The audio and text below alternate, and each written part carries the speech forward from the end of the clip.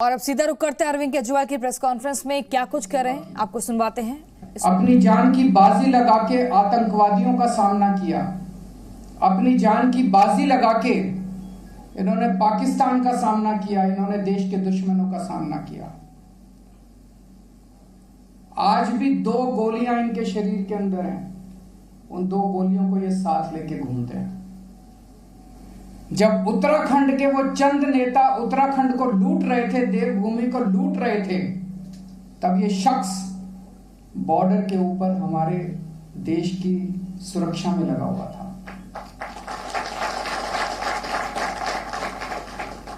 तो उत्तराखंड के लोगों को ऐसे देशभक्त की जरूरत है जो अपनी जान की परवाह किए बिना तन मन धन सब कुछ लगा के उत्तराखंड के विकास के बारे में सोच सके। कुछ साल पहले केदारनाथ पे आपदा आई थी, केदारनाथ को काफी क्षति हुई थी। एक बार तो ऐसे लग रहा था जैसे कैसे इसको ठीक किया जाएगा। तब इस शख्स ने अपनी टीम के साथ मिलकर केदारनाथ का पुनर्निर्माण किया था, केदारनाथ को ठीक किया था।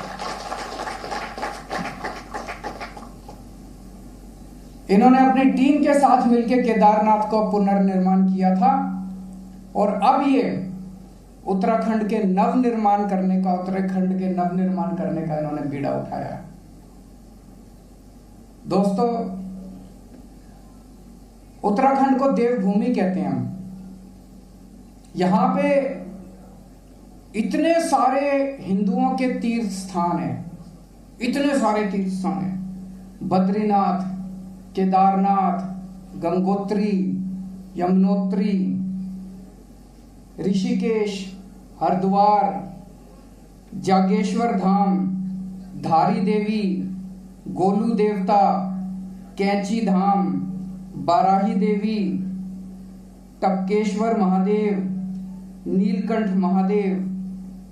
कितने देवी देवताओं का वास है यहाँ पे, कितने तीर्थ स्थान है हिंदुओं की श्रद्धा के। पूरी दुनिया भर से हिंदू यहाँ पे बड़ी श्रद्धा के साथ देवी देवताओं के दर्शन करने आते हैं, पूजा अर्चना करने आते हैं।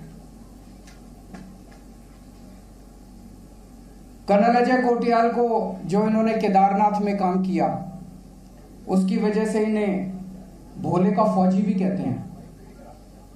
लोग प्यार से इन्हें भोले का फौजी भी कहते हैं। तो इनके साथ मिलके उत्तराखंड के लोग उत्तराखंड को पूरी दुनिया के हिंदुओं के लिए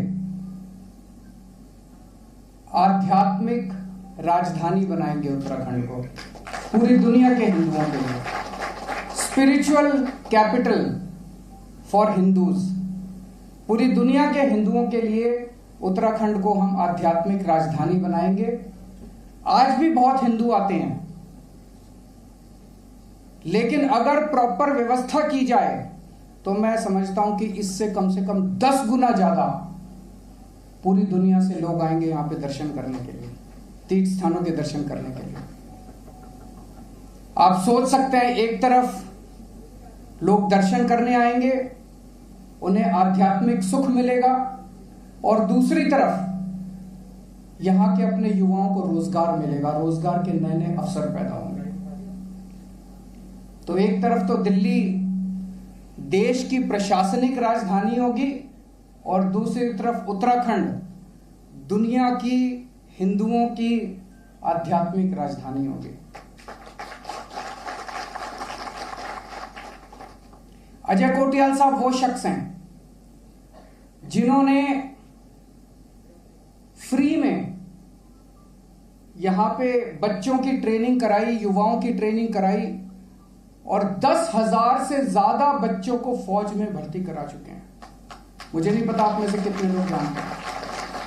आज उत्तराखंड का हमारा युवा सबसे ज्यादा समस्या हमारे युवाओं के सामने उत्तराखंड में क्या है? बेरोजगारी की समस्या है, पलायन की समस्या है। छोड़ छोड़ के अपना घर उनको दूसरे राज्यों में जाना पड़ता है। ये वो शख्स है जिसको रोजगार देना आता है। ये वो शख्स है जिसको युवाओं को ट्रेन करना आता है। ये वो शख्स है जो युवाओं के सपने और उनकी जरूरतें पूरी कर सकता है। इनके साथ मिलके हम प्लान तैयार कर रहे हैं। कोटियाल साहब के साथ मिलके हम लोग प्लान तैयार कर रहे हैं कि किस तरह से अपने उत्तराखंड के युवाओं को रोजगार दिया जा सकता है। इन्होंने 10,000 से ज्यादा युवाओं को रोजगार दिया है। इनको रोजगार दिलवाना आता है। तो मैं समझता हूं कि इनके हाथों में अगर जिम्मेदारी दी जाती है तो उत्तराखंड का भविष्य न केवल सुरक्षित होगा बल्कि सुनहरा होगा। तो मैं कोटियाल साहब को बहुत बहुत शुभकामनाएं देता हूं और उत्तराखंड के लोगों को बधाई देता हूं कि एक ऐसी शख्सियत को अब उत्तराखंड संभालने का मुझे पूरी उम्मीद है कि उत्तराखंड के लोग उन्हें मौका देंगे। बहुत बहुत शुक्रिया। Presenting B News app, available on Google Play and App Store. Download it now.